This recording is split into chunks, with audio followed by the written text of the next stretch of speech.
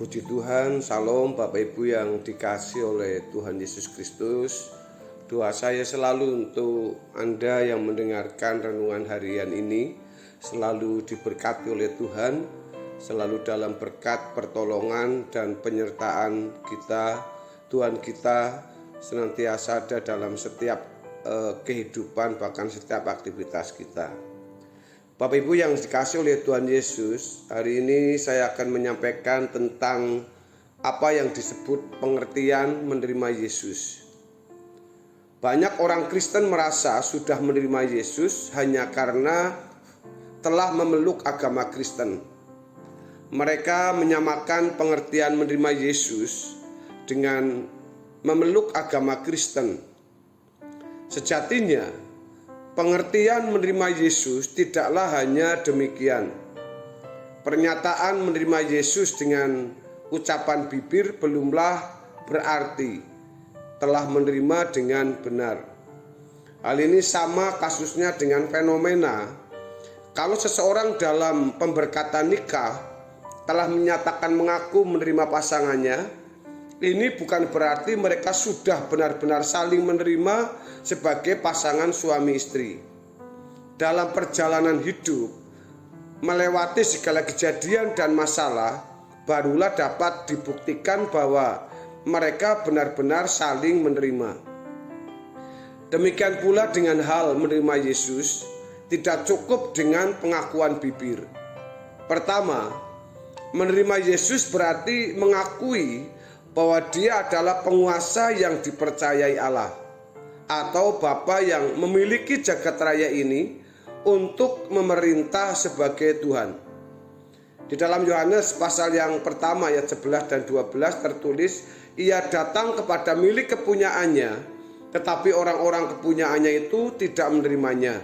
Tetapi semua orang yang menerimanya diberinya kuasa supaya menjadi anak-anak Allah, yaitu mereka yang percaya dalam namanya. Dalam ayat ini terdapat kalimat menerimanya. Apa yang dimaksud dengan menerimanya? Tentu saja menerima dia sebagai sang logos atau firman yang bersama-sama dengan Bapa menciptakan langit dan bumi. Bahwa segala sesuatu diadakan karena dia atau diperuntukkan bagi anak tunggal Bapa ini, sehingga dikatakan bahwa dia adalah pemilik dari segala sesuatu di jagat raya ini.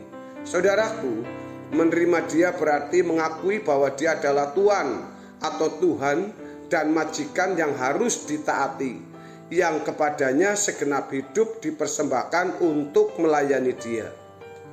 Orang yang menerima Yesus berarti bersedia melakukan segala sesuatu yang dikehendaki oleh dia, sebab dia adalah Tuhan atau majikan agung yang harus dipatuhi dalam segala hal. Kalau hanya menerima dia sebagai Tuhan dengan mulut, tidak ada artinya. Bagi yang maha mulia, patut kepadanya kita mempersembahkan hidup kita tanpa batas, Yesus Tuhan kita. Sebab dia juga telah menebus orang percaya. Seperti budak yang ditebus, berarti budak tersebut tidak berhak lagi atas dirinya sendiri. Di dalam 1 Korintus pasal yang ke-6, ayat yang ke-19 sampai dengan ayat yang ke-20 mengatakan, atau tidak tahukah kamu bahwa tubuhmu adalah bait Roh Kudus yang diam di dalam kamu, Roh Kudus yang kamu peroleh dari Allah, dan bahwa kamu bukan milik kamu sendiri. Sebab kamu telah dibeli dan harganya telah lunas dibayar. Karena itu muliakanlah Allah dengan tubuhmu. Saudara, firman Tuhan ini mengatakan bahwa orang yang ditebus tidak lagi memiliki dirinya sendiri. Seperti seorang budak yang telah kehilangan haknya atau harus melepaskan semua haknya. Tuhan yang menebus dirinya lah yang berhak sepenuhnya atas diri seseorang yang telah ditebus. Saudara, sebagai orang yang ditebus, orang percaya harus dimiliki sepenuhnya oleh Tuhan Yesus. Implikasi dari pemilikan Tuhan Yesus, orang percaya yang telah ditebus harus memiliki pikiran dan perasaan Yesus dan berperilaku seperti Yesus. Sehingga seseorang sampai pada pengakuan, hidupku bukan aku lagi, tetapi Kristus yang hidup di dalam aku. Di dalam Galatia pasal yang kedua ayat yang ke-19 sampai dengan ayat yang ke-20. Kristus di ayat ini maksudnya adalah spirit atau gairah dan moral atau karakter Yesus. Orang yang ditebus oleh Tuhan Yesus harus memperagakan dirinya. Dengan demikian orang percaya barulah dapat menjadi saksi Tuhan. Orang yang tidak memperagakan kehidupan Yesus tidak pernah menjadi saksi Tuhan. Orang-orang seperti ini sebenarnya belum menerima Yesus. Yang kedua, menerima Yesus berarti mengenakan hidup yang pernah Yesus jalani di dalam kehidupan kita hari ini. Yesus memberikan hidupnya bukan hanya berarti bahwa ia telah mati di kayu salib. Pengorbanannya adalah sebagai jalan keselamatan di mana dosa-dosa kita dipikul oleh Dia. Yesus memberikan hidupnya artinya juga bahwa ia menghendaki agar orang percaya mengenakan hidupnya di dalam hidup masing-masing individu orang percaya. Dengan demikian, orang yang menerima Yesus harus juga menerima karakternya. Seseorang tidak dapat memiliki Yesus atau dimiliki oleh Yesus tanpa memiliki karakternya Yesus. Tuhan Yesus tidak akan dimiliki dan memiliki orang yang tidak memiliki karakternya.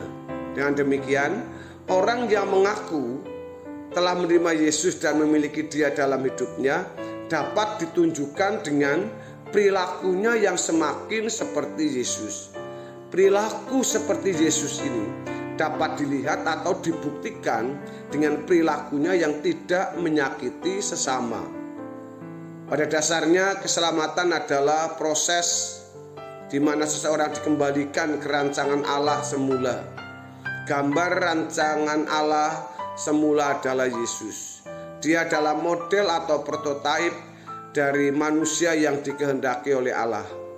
Orang yang menerima Yesus harus berjuang untuk memiliki kehidupan yang serupa dengan Yesus. Yaitu dalam Roma 8 ayat yang ke-28 sampai ayat yang ke-29. Kalau ada orang Kristen yang berpikir bahwa menjadi orang Kristen berarti sudah menerima Yesus, maka ia akan terperangkap dalam kebodohan sehingga tidak memiliki perjuangan yang proporsional untuk menjadi serupa dengan Yesus. Menjadi serupa dengan Yesus sama artinya menjadi sempurna seperti Bapa di surga. Dalam Matius pasal yang ke-5 ayat yang ke-48. Demikian firman Tuhan, karena itu haruslah kamu sempurna sama seperti Bapamu yang di surga adalah sempurna.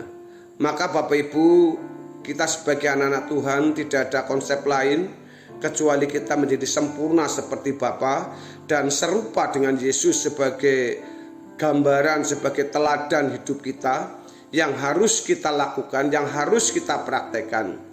Jangan sampai kita berpikir bahwa kita tidak akan bisa menjadi sempurna. Ini adalah kebenaran firman Tuhan. Kalau Tuhan memerintahkan kepada seseorang, berarti Tuhan memberikan kemampuan untuk seseorang menjadi seperti apa yang difirmankan oleh Bapa atau Tuhan Yesus.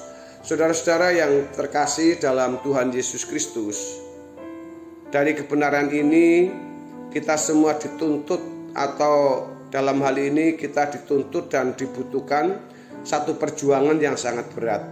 Sebab menjadi baik saja sulit, apalagi menjadi sempurna. Saya ulangi, menjadi baik itu sangat sulit, apalagi menjadi sempurna. Hal ini jelas menunjukkan dan membuktikan bahwa anugerah keselamatan ini harus direspon dengan benar, bukan penetapan secara sepihak dari Allah. Kita harus berusaha menanggapi setiap kebenaran, apalagi tentang keselamatan yang telah Tuhan berikan kepada kita.